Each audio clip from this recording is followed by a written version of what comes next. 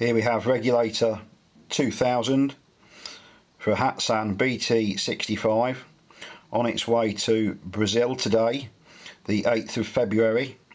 This regulator 2000 was manufactured on the 6th of the 1st 2014, and hopefully it will provide the customer with many years good service.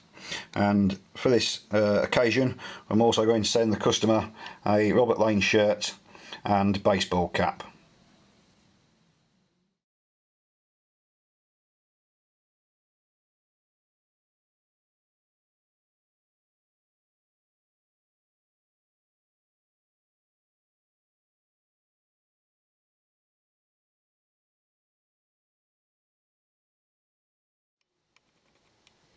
Not only is the first week in February proving momentous because we're exporting the 2000th regulator from the UK, but also in the same postage today will go a regulator for a 50 caliber airgun to the USA, and also in the same set of post will go this little teeny micro regulator.